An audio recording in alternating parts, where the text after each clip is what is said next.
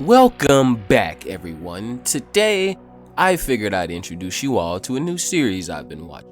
One that has not only surprised me, but also grown a special place in my heart, or stomach.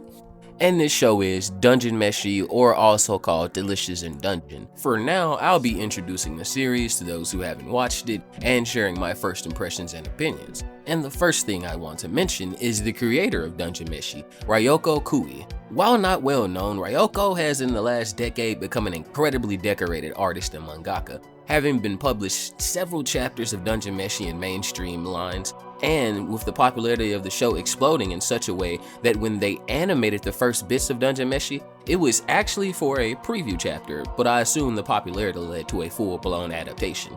We also find she has amazing taste in RPGs, as when interviewed on her influences, she quotes as having drawn inspiration from the likes of The Never-Ending Story, Lord of the Rings, Baldur's Gate, Fire Emblem, Pathfinder, and even an incredibly old game I hadn't heard of called Wizardry, it specifically being of note as one of the main inspirations for the show. Now, getting one layer deeper, Dungeon Meshi was created by Studio Trigger, a legendary studio behind bangers like Cyberpunk Edge Runners or even Kill la Kill. Dungeon Meshi, while cute and at times as funny as any slice of life anime, is packed full of explicit moments and at times even dark, esoteric undertones. This at first odd mashup proves to be an incredibly unique take on a cooking anime. At moments, we learn about the rich lore of the dungeon, the eternal struggles of the guilds and races of this world, and most importantly, how to fight, kill, and cook monsters. From the first episode, this anime throws you into the fire with an already established world ripe for dissecting.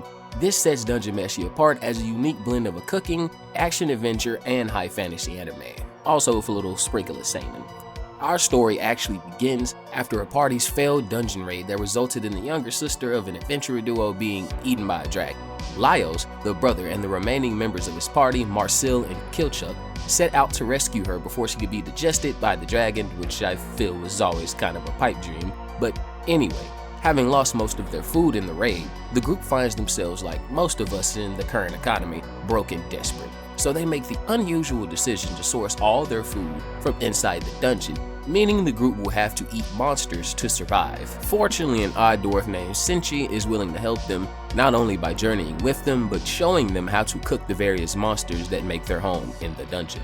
The goal of the protagonist is very personal, though it will not take very long for those stakes to ramp up as they change within the dungeon itself. This premise alone made me fall in love with the series. Dungeon Meshi is about cooking and eating and sharing a meal, but also everything that comes with it, including killing, dying, and the messy parts of having to consume and take life to survive. The beginning of the series starts off to be mostly low stakes, but the goal of the protagonist is, like I said, very personal, and this ramps up as they meet more and more people in the dungeon and have various interactions with them. At times, while comedic, the show's humor borders on the dark and twisted. One good example is how during their initial battle with the Red Dragon, Laios was thinking about how he wanted to eat something while his party was being broken and his sister eaten. But this is where I feel the show executes its premise perfectly. Dungeon Meshi slowly rolls out its introduction by introducing us to the dungeon, a well-crafted main cast, and through their struggles against the dungeon, our characters not only grow, but start to even benefit from their experiences with the monsters. The longer they stay within the dungeon, the more of an edge, so to speak, that the party is gained. Through experience, Laios continuously fumbles his way to not only victory, but the group's next meal. And of course, as a dungeon-themed anime, it features many classic dungeon crawlers, living armor and treasure, mimics, golems, sirens, even the hilarious and terrifying basilisk. One truly brilliant detail is that all of the dungeon's creatures showcase a sort of natural hierarchy. Mimics who wait to ambush players are eaten and preyed on by treasure bugs.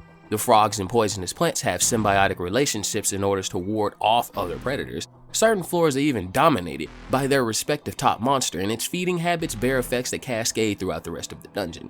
Even outside the dungeon, we have also been shown that the story features a fantasy suite of different races as well. Humans, or as the show calls them, tall men, elves, dwarves, halfwits, even ogres, all that are fighting for control and dominance within the dungeon, which itself is far more than just an empty space for adventuring, but a functioning ecosystem, though for now I will keep the rest of this brief. This will not be one of those clickbait one-time videos where I barf out all my talking points and never revisit the series. I fully plan to explore and hitch along for the ride that is Dungeon Meshi. So please go check it out. It's on Netflix. We currently have 20 episodes with one dropping each week. And while this video is simply the intro to the series, I will, as I said, most certainly be coming back with more. But for now, thanks for watching, everybody. Be sure to leave a like and subscribe on the video to show your support, and remember, stay sane and stay safe.